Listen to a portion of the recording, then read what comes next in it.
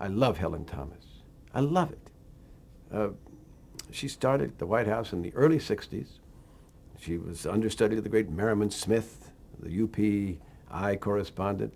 And she came at a time when women still couldn't go on the floor of the National Press Club. They had to be in the balcony. All the men could be on the floor for the luncheons with Nehru or the great speakers that came.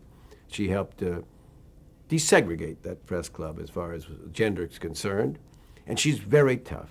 I know what her politics are, because in private she wears it on her sleeve. But if you watch her with various presidents, she's tough on every one of them that she likes and will vote for, as those that she doesn't like and will vote against. And Helen taught me a very valuable lesson when I first got to the White House with Jimmy Carter. 2 or 3 weeks after Carter became president, they called me and said, hey, we're having a little, just a cake down here in the lower press office for Rex Granum, who was the assistant press secretary. We liked Rex. Come on back. You and Ed Bradley. Ed was at the CBS booth, so we went on back. We'd covered the campaign, so we were kind of, we knew each other. And we were there, and all of a sudden, here came the President of the United States, Jimmy Carter. And he came down in there, and a piece of cake, and we started reminiscing with him about the campaign. Oh, Mr. President, remember when we were in Minneapolis, and you fell on the banana peel or something? And Helen, who has talk about a nose for news, she sensed something was going on. She opened the door, and she saw the President there. She takes out her pad. She says, now, about the energy bill that you're going to propose, are you going to read a 50-cent gas tax? Well, my first reaction was to resent the fact we were having a grand old time. And then I thought about it. Carter quickly left. Helen was exactly right. He wasn't sent to the White House to have a grand old time with the President of the United States. If I could get hold of him, I was sent there to ask him questions to find out what his policies were. I thought it was a wonderful lesson, and I told people about it ever since. And Helen and I, when I was there, we'd fight many battles with press secretaries and others, officials, in the press room. See, if you watch the press conferences now with the press secretary, never used to be on television, until Mike McCurry and the Clinton administration.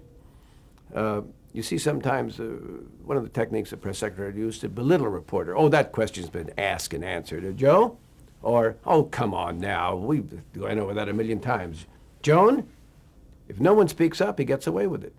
Helen and I always made certain, unless it was just some ridiculous thing, a reporter asked a question and the press secretary tried to, no, wait a second, we want to hear the answer to that question. Support each other, And we'd have these furious battles with Larry Speakes or others about something that they were kind of not being forthcoming about. Let me put a euphemism like that, going back and forth, back and forth.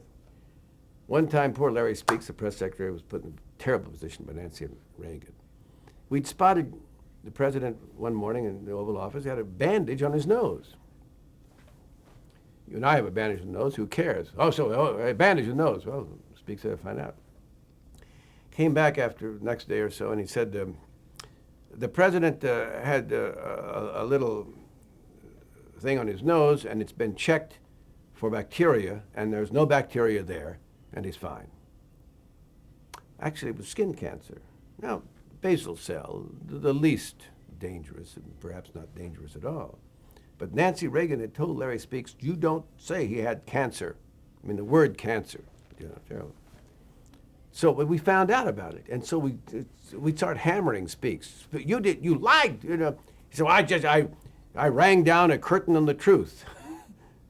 And I mean, we went back and forth, Helen and I, and other reporters too. I felt something for Larry, but not a lot. But he was between the devil, us, and the deep blue sea, Mama, Nancy Reagan. Hey, I don't know what you do.